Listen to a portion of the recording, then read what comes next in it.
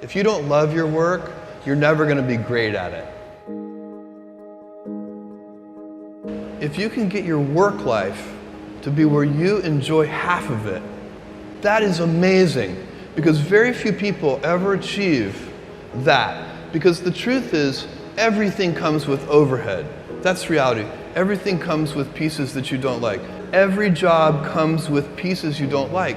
And we need to say, that's part of it. You have to figure out how to set up your life in such a way that you can minimize the things. And I find people don't dislike hard work.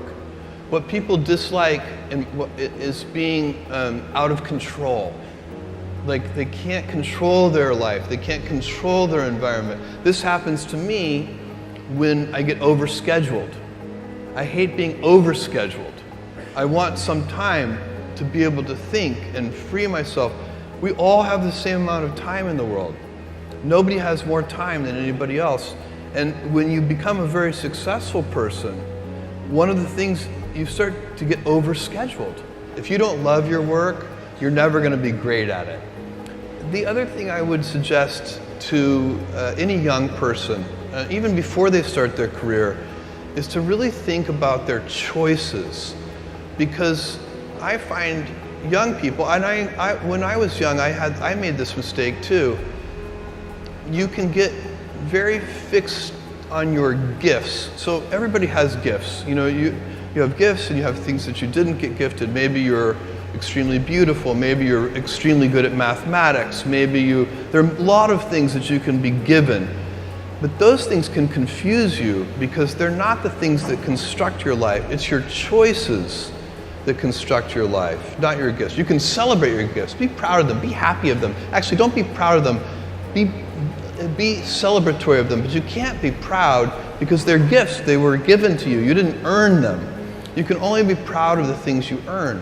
And so, as I got older, I started to realize I wasn't proud of my gifts. I was always good at school. School was always easy for me, and I was always proud that I was a great student.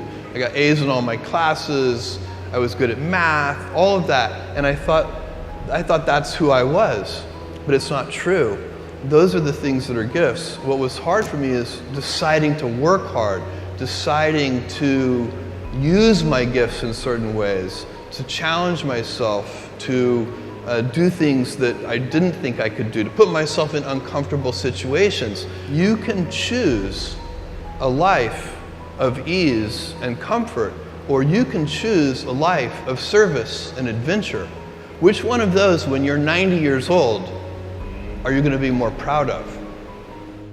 Tomorrow, in a very real sense, your life, the life you author from scratch on your own, begins.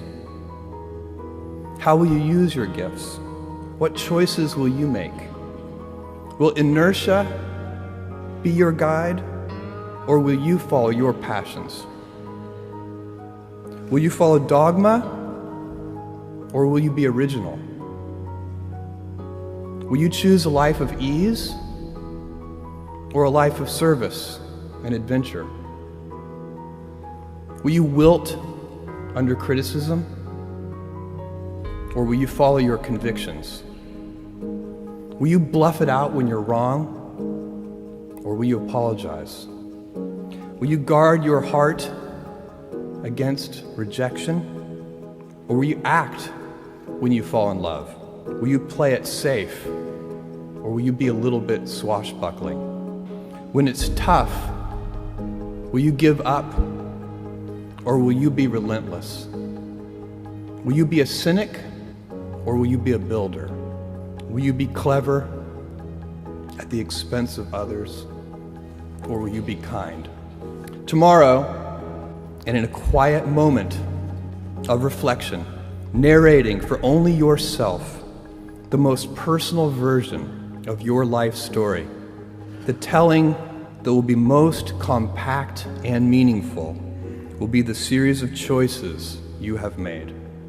In the end, we are our choices.